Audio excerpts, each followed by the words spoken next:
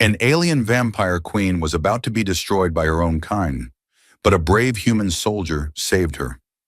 Kyle Ren had always thought the universe would end with a bang, or at least a decent fireball.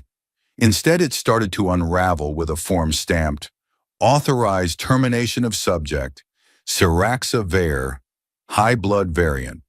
The stamp was digital, the authorization forged, and the paperwork excessively tidy. That alone was reason enough to suspect something was wrong. Nobody that high up in the Concordium hierarchy ever did anything cleanly, unless they were trying to bury something alive. He scrolled through the declassified intel packet while sucking down the last of his synth calf. It tasted like burnt despair and metal shavings, but it kept his brain ticking. According to the briefing, Syraxa was not just dangerous, she was irreparably anomalous. Evolution gone sideways. A deviation from her own kind's bloodthirsty perfection, a queen without a throne, a predator who had learned to think too much. That was the official narrative. The unofficial one, gathered from intercepted whispers, half-redacted reports, and Kale's growing gut feeling that something stank worse than the Vulture Lounge's restroom back on Titan Station, told a different story. She was being executed not because she was a threat to the galaxy. She was being executed because she had dared to change. And in an empire built on tradition and hierarchy, change was the true heresy. Minty, Kale said, speaking to the snide AI embedded in his ocular HUD.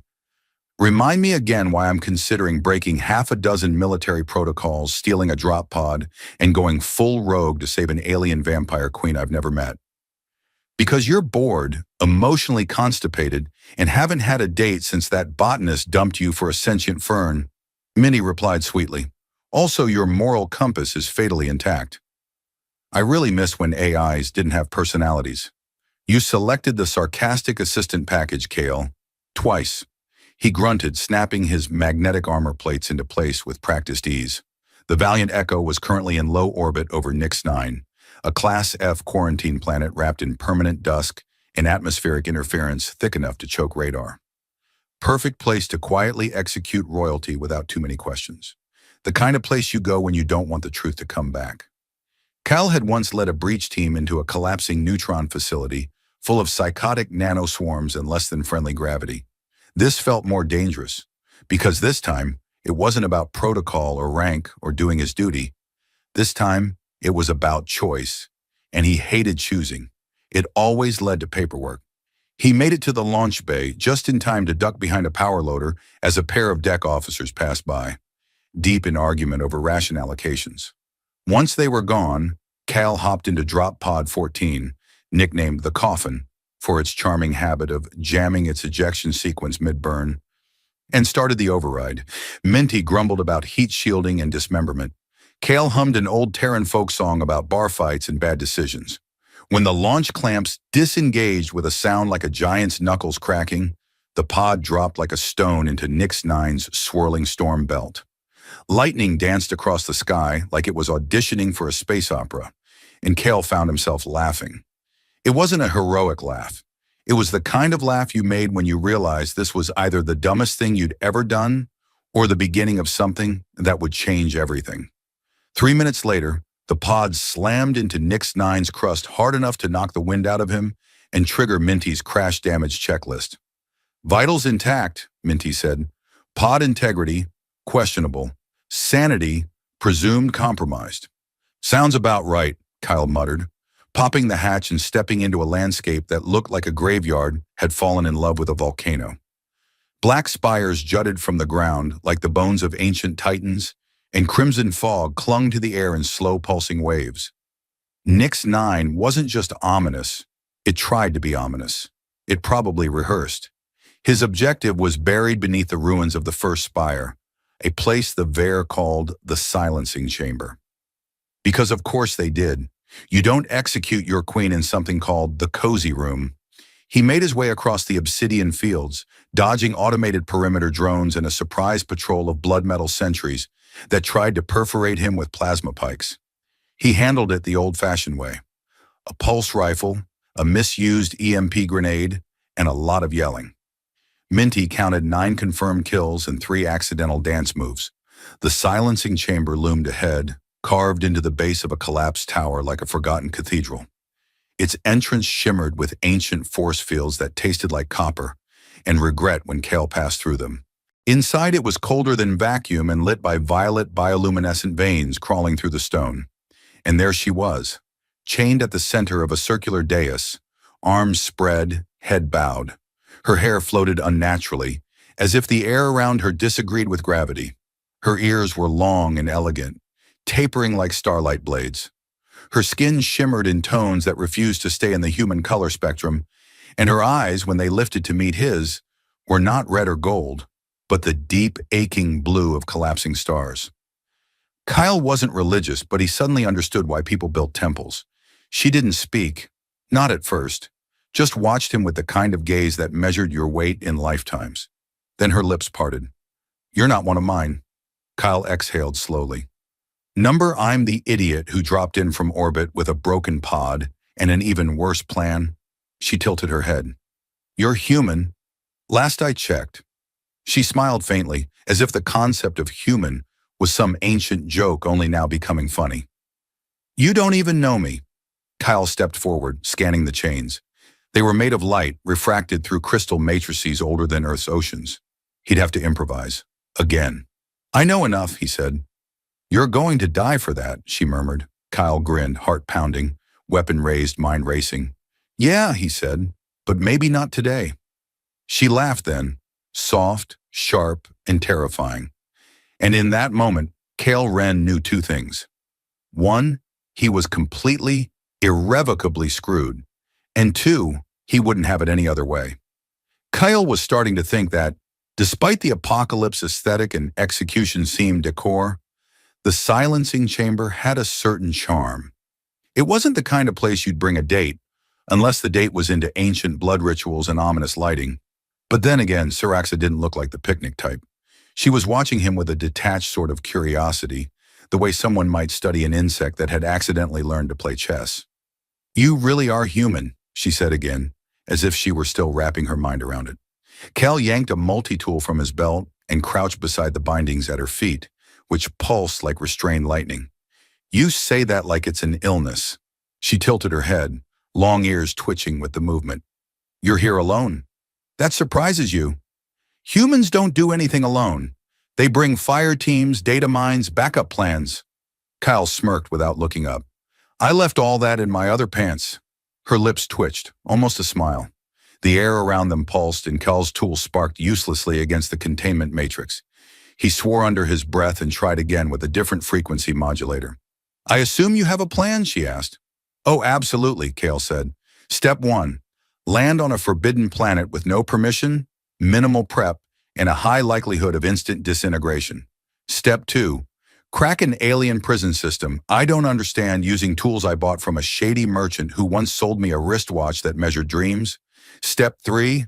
Improvise." She blinked. "You're insane." "Not insane, just aggressively curious." The containment matrix hissed and sputtered as Kale wedged the tool into a seam. Sparks leapt across his glove. He ignored them. The queen, chained and still as ice, watched him without flinching. Her voice dropped slightly. "They will come for you, your people." Kale grunted, tapping the modulator.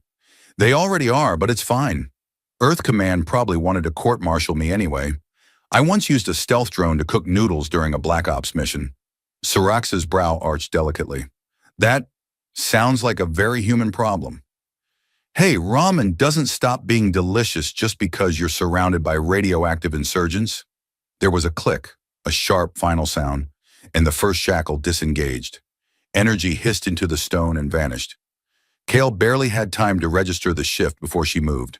Not to attack, but to kneel forward, gasping. Her breath came in shallow draws, and Kale noticed how her hands trembled, the way her skin flickered with unstable luminescence. "You okay?" he asked, hovering awkwardly. "No." Her voice was iron over glass. "But I will be." He moved to the second shackle, then the third. As he worked, she spoke, haltingly, as if unused to sharing the weight of words. "They said I was infected, that I had become something corrupted, a mutation in the royal genome." "Right," Kale muttered, "because the real problem with royalty is when they start growing a conscience. That earned him a laugh, a quiet, startling thing, rich and rough around the edges. It echoed in the chamber, softer than the hum of failing force fields. I began to feel things, she said. Not just hunger, not just dominance, guilt, wonder, curiosity. The others called it weakness. Cal paused, meeting her eyes. Sounds like evolution to me. You sound like a poet. God, no. I once tried writing a sonnet in flight school and accidentally insulted 3 species in a major lunar holiday. The final shackle resisted him until he overclocked the modulator, at which point it exploded with enough force to throw him on his back. He stared at the ceiling, dazed. Minty, he croaked. Status? You are alive, concussed, and flat on your back like a turtle with self-esteem issues. Perfect. Siraxa stood slowly, unshackled at last. She moved with the poise of a predator that had simply paused for dramatic effect. Her body still trembled, her aura sparking with erratic energy, but she held herself like royalty, battered but never broken. Cal staggered to his feet and tried not to look like he needed a nap in a juice box. I assume there's a way out of here? He asked. There is, she said, through the bone gate, but the Dralk will be waiting. Of course they will. They moved together through the corridor, deeper into the substructure. The walls whispered, literally. Old psionic tech murmured fragmented thoughts as they passed. Cale caught words like traitor, rebirth, and why does this corridor smell like soup, which he chose to ignore.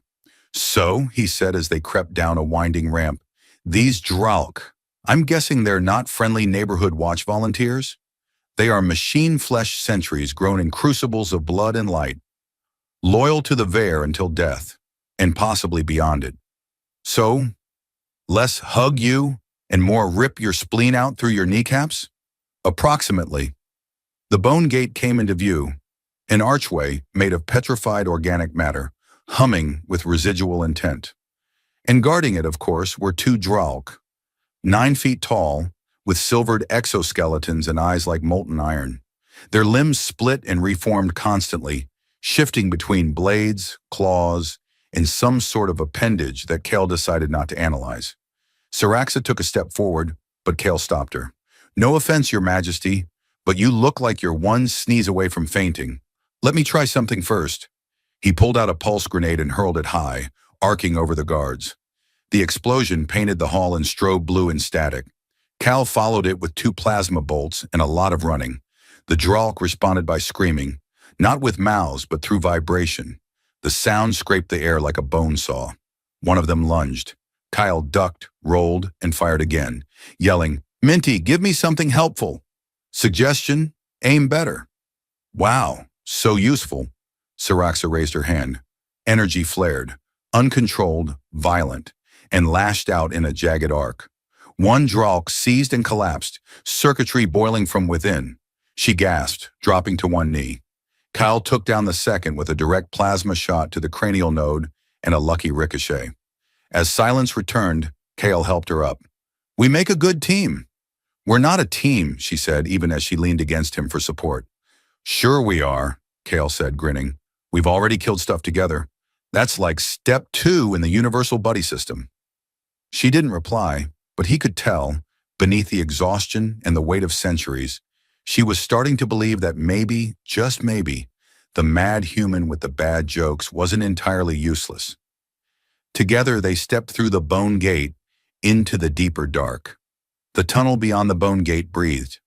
Not metaphorically, it exhaled a slow stream of biothermal mist every 30 seconds, as if the structure itself had once been alive and simply hadn't realized it was supposed to stop. Cal kept his rifle pointed forward, mostly for comfort. The darkness ahead wasn't passive, it pressed back, like walking into the lungs of something ancient that still resented the idea of visitors. Siraxa moved beside him, slower than before, but with more presence, like her steps were reclaiming ownership of the very air. She hadn't spoken in a while, which Cal would have appreciated more if the silence didn't feel like it was sharpening its knives. His boots squelched against the organic tiles. That probably wasn't the scientific term, but it was the honest one. This is the worst date I've ever been on, he muttered. You were warned, Syraxis said, not quite smiling. I thought you meant danger. You didn't mention squishy floors. They absorb sound, she said, and sometimes blood. Oh, good, Kyle said. Functional and fashionably morbid. A low pulse ran through the walls. The light dimmed, then flared violet. Kyle tightened his grip. We're not alone. No, she agreed. We are being watched. He resisted the urge to look over his shoulder. Instead, he scanned the environment. By something with good taste in lighting and poor ventilation, a shape detached itself from the far wall with a sucking sound that made Cale's skin crawl. It stood roughly humanoid, though the proportions were all wrong.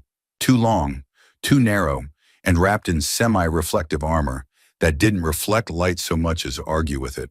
Its face was a smooth panel of obsidian glass. No mouth, no eyes, just a narrow vertical seam like a waiting wound. Cal raised his rifle. Friend of yours? Syraxa tilted her head. A watcher, designed to study deviations? They don't speak. They just witness. Creepy. Agreed. The watcher moved aside, revealing a corridor sealed with a bone-laced membrane, pulsing gently.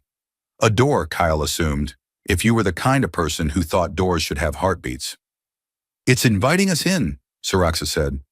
Of course it is, Kyle muttered.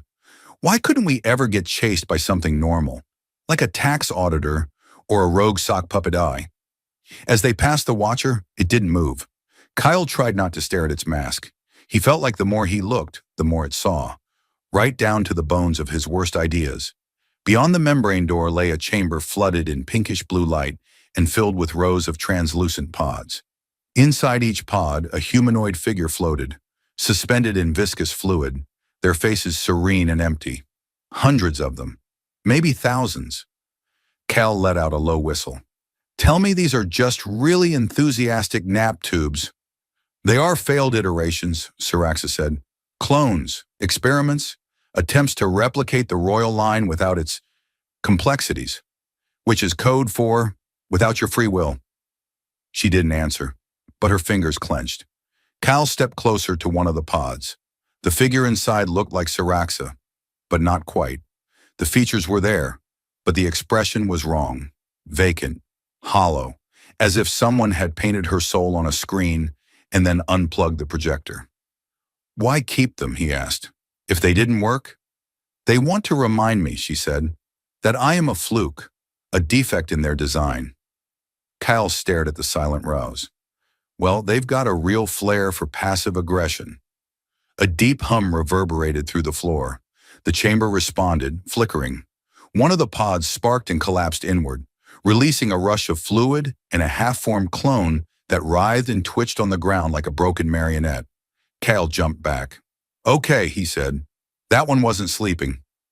Syraxa stepped forward and placed her palm gently on the creature's brow. It stilled instantly. Not dead, just still. They're starting to decay, she said. Without me, the link collapses. The line dies. Which explains the panic in their genocide, Cale said. Not panic, she murmured. Desperation. The chamber lights began to flicker. A mechanical shriek echoed from the upper levels, like metal being tortured by time. Guessing that's not your royal welcome committee, Kyle said. That's the failsafe. We're not supposed to be here. Right, because this place has such high hospitality standards. The floor beneath them shifted, literally. The pods began to sink, the walls retracting. Cal grabbed Syraxa and bolted for the far exit, marked by what appeared to be an actual neural archway. Fractal nerves threaded like vines around a darkened door. Minty, Cal barked as they ran. Navigation. I'd love to help, the AI responded, but this entire building is a sentient labyrinth designed by paranoid immortals who think GPS is a form of treason. So no map? Oh, I have a map. It's just insultingly wrong. Kyle swore and dove through the archway as it began to close. They tumbled into a sloped corridor that deposited them onto a platform overlooking what looked like a vertical tunnel lined with floating glyphs and violet propulsion rings. Syraxa staggered beside him. This is an escape conduit. That's the best sentence you've said today. It won't work without a key, she added. Kale turned to her. And where exactly is this key? She raised one elegant eyebrow. In me. He blinked. Oh, great. So I just plug you in? You really are human. Hey, I meant that in the most respectful way possible. She stepped to the edge of the platform, extended one glowing hand toward the glyphs, and whispered something that wasn't in any human language. The rings lit up, spinning into motion. The air thrummed. Cal stared at her, wind pulling at his jacket, adrenaline roaring in his ears. You sure this thing won't disintegrate us halfway up? No. All right, he said. Well, if we die, I'd like it noted that I went out on a date with an alien vampire queen, and it only mostly killed me. She smiled faintly. Noted. They leapt together. The conduit caught them midair and hurled them upward like stones launched from the wrath of a forgotten god. The walls screamed past in streaks of color and code, each ring accelerating them further. Kyle whooped as they climbed, half from terror, half from the sheer absurdity. Above them, light widened. Below them, death whispered. And somewhere in between, Kyle started to wonder what the hell he'd gotten himself into, and why. For the first time in years, it actually felt right. The propulsion rings spat them out into a massive chamber high above the old ruins, and Kale's first thought was that he'd accidentally launched himself into an alien opera house. The walls shimmered with resonant panels shaped like coral mouths, literal humming mouths, while the floor was a transparent platform suspended by nothing Kale could identify. There were no walls, not really, just layers of refracted starlight and some very confident architectural decisions. He hit the platform in a graceless sprawl. Saraxa landed next to him with far more dignity, which Kale found mildly insulting. Okay, he wheezed, staring at the glowing ceiling that might have been made of hard light or overachieving jellyfish. That was not how I usually travel between floors. It's the ceremonial lift, Saraxa said, brushing herself off, reserved for heirs. Do the heirs usually scream halfway up? But the architects were known sadists. Of course they were. From the far end of the chamber, an orb drifted toward them, about the size of a human head, coated in segmented plates with a soft blue light pulsing at its core. It chirped once, then projected a series of holographic glyphs in the air, none of which Kale could read, but they looked urgent and possibly condescending. It's a sentinel, Saraxa murmured. It scans for integrity breaches in the bloodline. Kale raised a brow. And we care about this, why? Because if it doesn't like what it finds, it summons the immolator drones. Oh, good. I love meeting new people. The orb buzzed and floated closer, beams of light beginning to flicker across Saraxa's body. She stood tall, chin lifted, the picture of imperious royalty who happened to also glow faintly and may or may not explode if judged incorrectly. Cal edged to the side just in case spontaneous combustion was part of the ceremony. The orb made a flat droning noise and turned its beam on Kyle. Hey, Kyle barked. That's personal. It's confused, Saraxa said. Because I'm human? Because you're with me. Well, technically, I saved your life, destroyed some of your enemies, and cracked several incredibly illegal locks for you. But yes, also that. The orb hovered, silent. Then with a sound like a disappointed librarian, it beeped twice and projected a narrow path of light toward a spiral bridge that hadn't existed a moment ago. I guess we passed, Kel said, temporarily. Do I get a sticker? Maybe a loyalty card? The path led them through a corridor suspended in open space.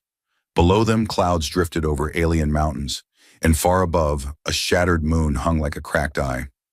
Kyle tried not to look down. He preferred his walking surfaces non-transparent and devoid of sudden death. At the end of the bridge, a door shaped like a sigil opened with a soft chime. Inside, Kale found something he absolutely hadn't expected. A lounge. Not a creepy alien lounge. No haunted biometal or twitching vines. Just a long room with plush seating, a central console glowing with blue data, and what looked suspiciously like a minibar. Kyle said. This was my father's war chamber, Saraxa said.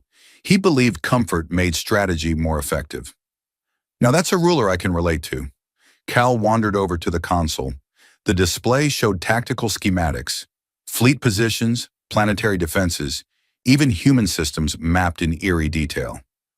Kale said, is this thing updated in real time?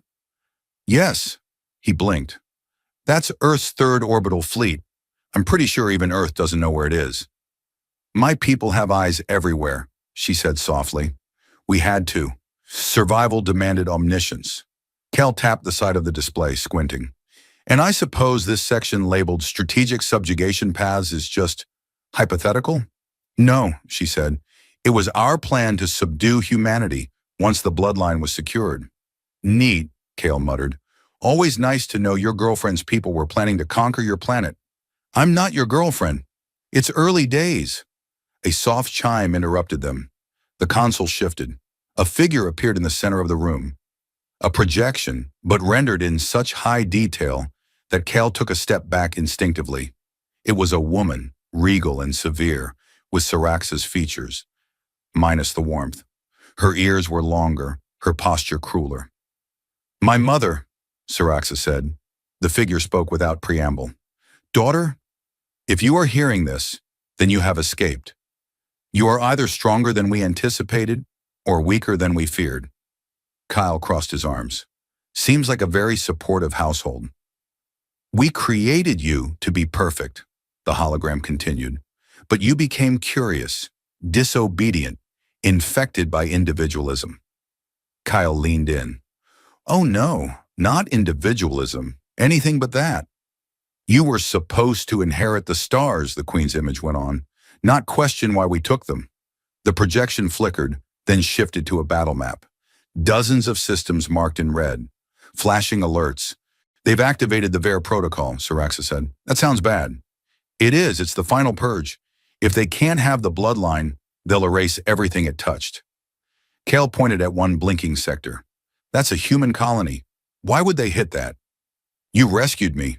You bonded with me. That's enough. He swore under his breath. They're going to wipe out thousands just because I didn't let you die. Yes. God, I didn't even get a thank you. Syraxa turned to him. Her eyes burned faintly, not with fury but resolve. We can stop them, but we need to reach the memory spire. It holds the master code for the entire fleet. Memory spire? Kyle repeated. That sounds like the kind of place where people go to have visions and die tragically. Usually just visions, she said. The tragic death part is optional. Kale sighed. Then what are we waiting for? She hesitated. You still have a choice. If you come with me now, you'll be hunted forever. You'll be marked as a traitor. He looked at her, this impossibly ancient being with fire in her blood and galaxies in her voice, and grinned. Lady, I've already been called worse. Let's go screw up some galactic murder plans. She nodded. The war chamber shimmered as the portal activated. As they stepped through, Kale muttered, I really hope the spire has snacks. I skipped breakfast. Syraxa smiled faintly. You won't like Varen food. Oh, I don't know. I'm pretty open-minded. Unless it moves, or talks back, or tries to extract my memories. They vanished in a blaze of light, leaving behind only flickering schematics and a minibar that, as it turned out, didn't even serve whiskey. The portal dropped them in the middle of a storm. Cal hit the ground with the same enthusiasm he applied to everything lately, exhausted, sarcastic, and slightly airborne. He groaned as his shoulder met stone, rolled and landed in a puddle of what might have been rain, or possibly the tears of a weeping dimension. The sky above them wasn't so much a sky as it was a rolling field of electrical thought, lightning webbed across clouds like neurons firing in anger, and the ground, cracked obsidian and luminous moss, hummed with residual static. So, Kyle said, sitting up slowly, next time we travel through a portal, can we check the Yelp reviews first? This is the outer rim of the Spire's defense network, Syraxa replied, standing beside him with absolutely no mud on her boots, which was either sorcery or a personal insult. We'll have to walk the rest of the way. Of course we will, Cal muttered. Nothing says galactic importance like no parking. In the distance, a structure rose like a blade plunged into the heart of the world. It shimmered with no visible lights, yet glowed from within, pale and flickering, like a memory recalled imperfectly. The spire wasn't just tall, It was dimensional, shifting. As Kale watched, parts of it moved without moving, sliding across angles that didn't exist, folding across geometry that would make an architect cry blood. He rubbed his eyes. Okay, either that thing is violating the laws of physics, or I'm extremely sleep-deprived. Yes, Siraxa said. Comforting. The terrain between them and the spire was no better. Tendrils of half-living flora reached up like lazy snakes, pulsing faintly with a bioluminescence that seemed friendly until one of them tried to taste Kale's boot. He yelped and kicked it away. Is this intelligent? Barely, Siraxa said. This ecosystem was grown as a deterrent, semi-sentient, very territorial, easily confused. Kyle eyed the tendrils. So basically, like my old roommate. They started forward, the spire looming closer with every squelching step. The moss underfoot tried to rearrange itself. Kyle tried to step where it hadn't, which quickly became a game of interdimensional hopscotch. At one point, a puff of spores burst in his face and tried to convince him his name was now Kevin. Siraxa waved a hand and the spores wilted, sulking. I don't think your planet likes me, Kyle said. You're not on a planet, she said. This is a cradle construct, half artificial, half designed from psychic terraforming principles. Of course it is, Kale muttered. Why build a bridge when you can confuse reality into compliance? They reached the spire's base just as the storm above flickered into silence. The clouds froze mid-boil, the lightning paused, and something unseen opened its eye. Kyle could feel it, pressure in his skull, like being judged by an ancient librarian with no patience for late returns. Do I need to say please? He asked. No, Siraxa replied. You need to not exist. That seems unachievable. The spire responded with a soundless pulse. A gateway unfolded before them. No moving parts, just an absence of resistance where there hadn't been one before. It was shaped like a thought. That was the only way Kale could explain it. Like it hadn't been built, but remembered into being. Siraxa stepped inside without hesitation. Kale followed because at this point he'd either gone mad, or fallen in love, or both. And really, what was the difference anymore? The interior was a memory field. They walked through chambers filled with hovering moments, floating scenes made of light and data. Echoes of conversations, old battles, coronations, betrayals. Each one suspended like an insect in amber, looping silently. Kyle stopped beside one. A younger Siraxa arguing with someone who looked like a Varan war priest. Her face was flushed, her fist clenched. The memory flickered as she slammed her hand on a console and shouted something the scene refused to voice. He turned to Siraxa. You've always been difficult, huh? I never liked being told what I was. Yeah, Kyle said, moving on. That tracks. Deeper in, the memories changed. Human soldiers, prisoners, dissections. Kyle's stomach turned. They studied us, he said quietly. Not just observed. They broke us apart. They wanted to learn how you resisted, she said. Why you thrived in chaos. Why you weren't afraid of extinction. I am afraid, Kale said. We all are. We just keep going anyway. That's what makes us ridiculous and amazing. They arrived at the spire's heart, a sphere suspended in a net of golden filaments, each one pulsing with stored thought. This was the core, the command node. Siraxa stepped forward and extended her hand. The filaments reached for her like eager roots. They wrapped around her arm, her throat, her temples. She went rigid, eyes glowing from within. Kyle stood back, rifle half raised in reflex, even though he knew it wouldn't help if something went wrong. He hated being the bodyguard of a goddess in mid-ascension. Anything I can do? He asked. Don't sneeze, her voice echoed, though her mouth didn't move. Good note. A low tone filled the chamber. Kale's implants buzzed in sympathy. A voice, ancient and weary, filled the space. Identification, blood code match. Access level, sovereign prime. Query, command intent. Siraxa spoke, her voice echoing in dozens of dialects. Suspend VAR protocol, lock fleet, redirect targeting systems, initiate override, Queen's mercy. Processing. The air went still, the lights dimmed, then everything shattered, not physically but perceptually. The spire screamed. Kyle staggered back. The filaments convulsed, recoiling from Syraxa as if burnt. She collapsed to her knees, smoke curling from her skin. Kyle ran to her. "What happened? You okay?" "They changed it," she whispered. "They changed the core." "Changed it how?" "The system doesn't recognize me anymore. It's rejecting me." Kyle looked at the golden threads, now writhing like angry worms. "Can you fix it?" "No," she said. "But you can." He blinked. "Come again." "You've been bonded to me. You altered the chain of logic. The system sees you as a new variable, a balancing anomaly." Kyle looked at the sphere. "Are you saying I'm the password now?" "Yes." "Oh no, that's a terrible idea." "You've had worse." "Fair." He stepped forward. The filaments reached for him cautiously, like vines trying to decide if a squirrel was worth the trouble. One of them touched his wrist. Everything went white. He stood in a sea of starlight. Alone. And then something stepped out of the void. It looked like him, but older, tired, grinning in a way that made him deeply suspicious. "Welcome," it said. "You're about to make a decision that will either save a galaxy or punch it in the face. Possibly both." Kyle sighed. "Always nice to meet a future version of myself that's just as sarcastic." The avatar grinned wider. "Now let's teach these tyrants what real chaos looks like." The light receded like a curtain pulled by invisible hands, and Kale found himself back in the spire's core, knees buckling under the sudden gravitational honesty of reality.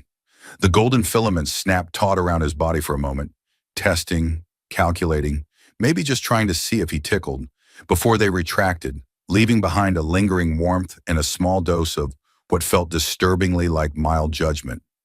Syraxa lay slumped against the wall, eyes half-lidded, her silver hair matted with sweat. Her long ears twitched faintly, which Cal chose to interpret as a good sign, since she had previously stated they only did that when her body was rebooting after extreme stress. That, or she was about to sneeze with cosmic force. Either way, he squatted beside her. "Hey," he said, nudging her shoulder gently. "We're still alive," which feels like a bold oversight on the universe's part. She opened one eye.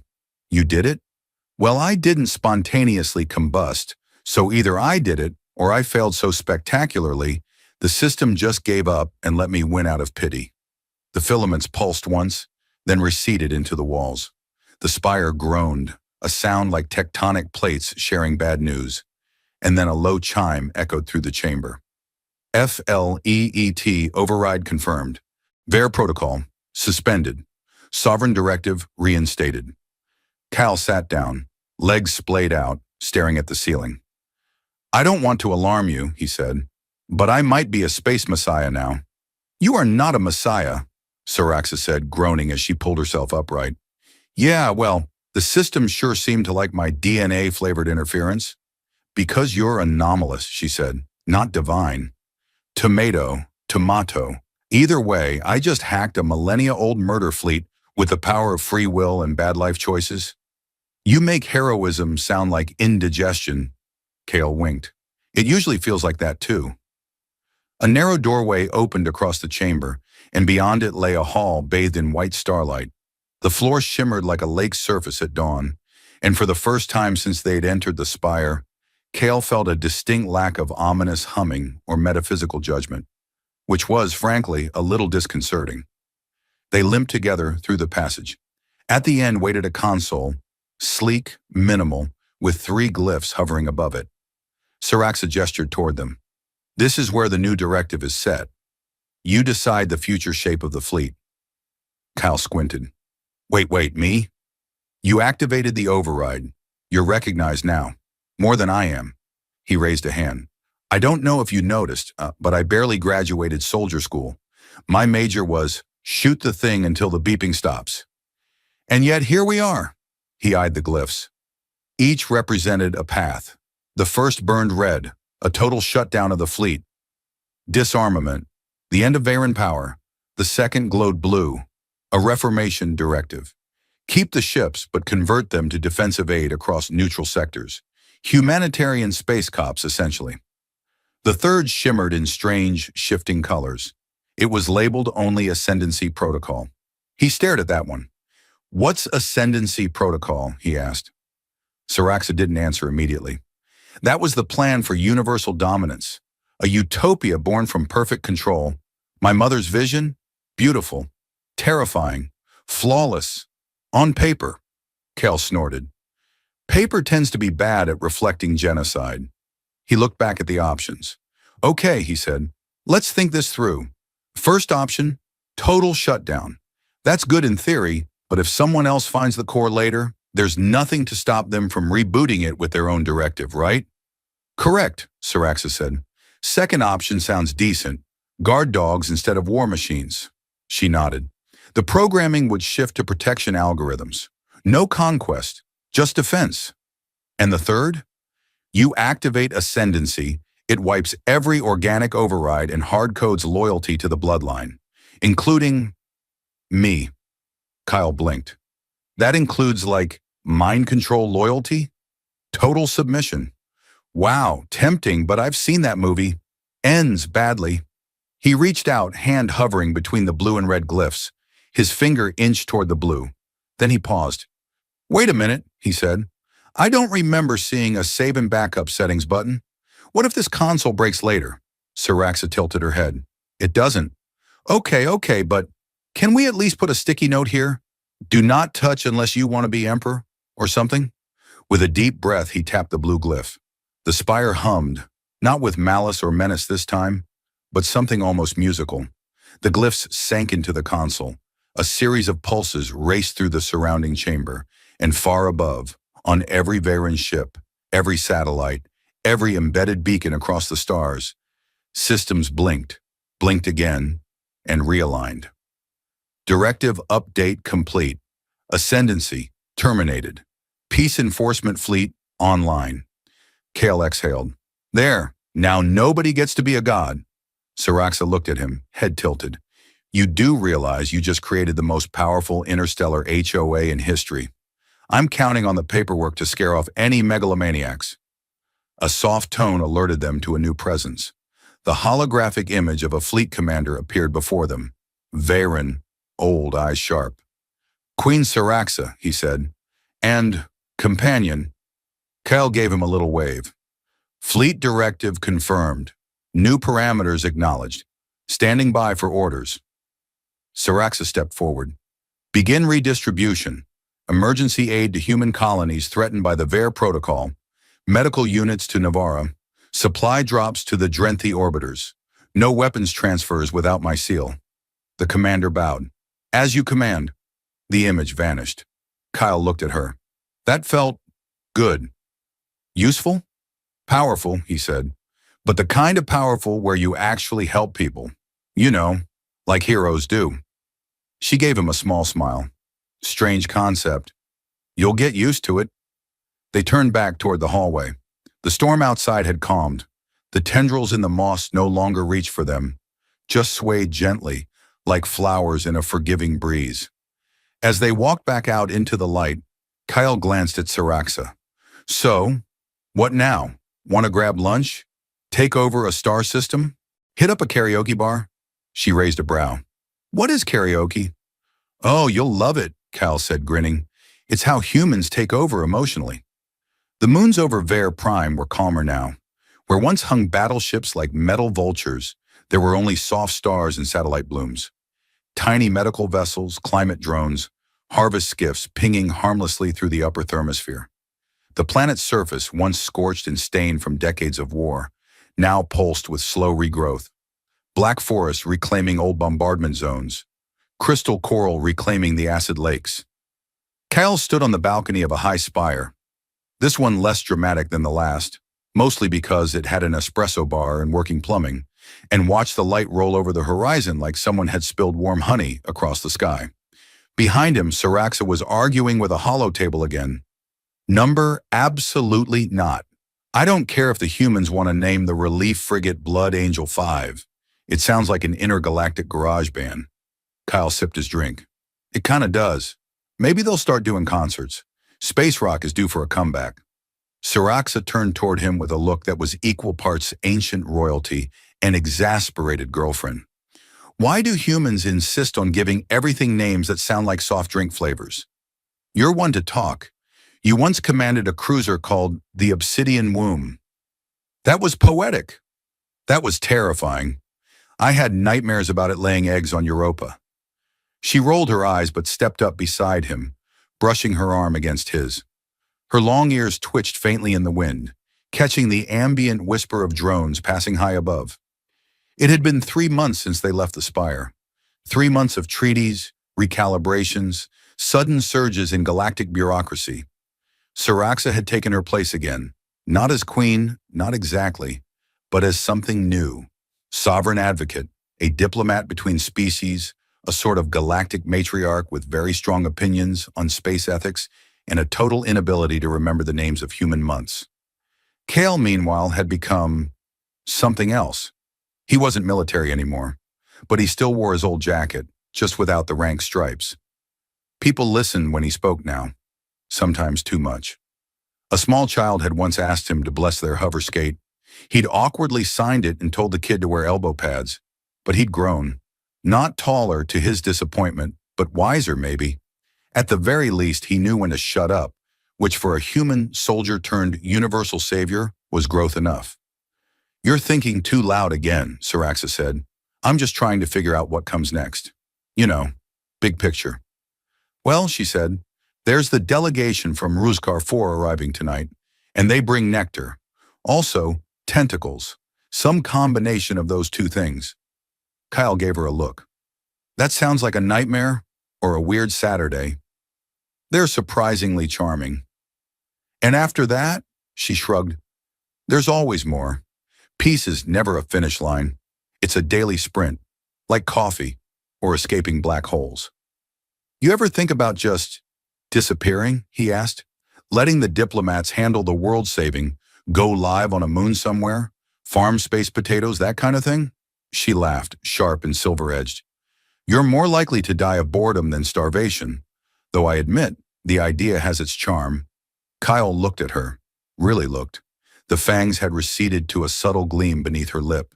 The aura of doom had relaxed into something almost regal, and her gaze, it had softened. Still sharp, yes, still laced with the weight of centuries and the memory of blood. But there was warmth there now, humor, hope even. I think I like this version of you, he said. I am not a version, she replied. I am a culmination. Exactly. And this culmination, has she ever considered karaoke? Saraxa groaned. Still with the karaoke? I told you, it's the true test of character. Can you stand under neon lights, with the lyrics to galactic love ballads scrolling in broken English, and sing like no one's judging you? I once shattered a senator's skull with a high-pitched war cry that melted steel. Kale grinned. So, you'd be great at the high notes. She stared at him for a long moment. Fine, she said finally, but I picked the first song. Deal. They stood there in the quiet again, watching the stars begin to bleed into view. Far below, hovercrafts zipped between green-lit towers. Somewhere, someone was laughing. Somewhere, someone else was rebuilding. The galaxy spun on, no longer aimed toward domination or destruction, but something messier, truer. Behind them, the hollow-table pinged, a message. Incoming transmission, Earth Council. Kyle winced. Do I have to? Yes, they like you. They're calling you the Defender of the Dust Queen. That sounds like a romance novel. It is. There's already fan fiction. Kyle turned slowly. You're kidding. I read one, she said deadpan. You were much taller, also inexplicably shirtless for most of the climax. He groaned into his hands. This is my legacy. Not saving an alien queen, not halting a death fleet. Just space Fabio. I think you should be flattered. I think I need stronger coffee. They walked back into the chamber together. The old tension now softened by months of close quarters and unspoken understanding. Kel wasn't just a savior anymore. Saraxa wasn't just a queen. They were something else now. Two strange, stubborn people in the slow, awkward business of making the galaxy better. He glanced at her as the transmission opened. Earth's diplomatic hologram flickered to life. Some ambassador in a suit that looked ironed by a black hole. Kel cleared his throat. Hello again, it's Kale. Yeah, the human. Just wanted to say, we're listening. And yes, the queen is with me. And no, she doesn't sparkle. Saraxa leaned in, eyes gleaming. Yet, she whispered. Kyle snorted. The ambassador blinked. Excuse me? Nothing, Kyle said. Let's begin. The end.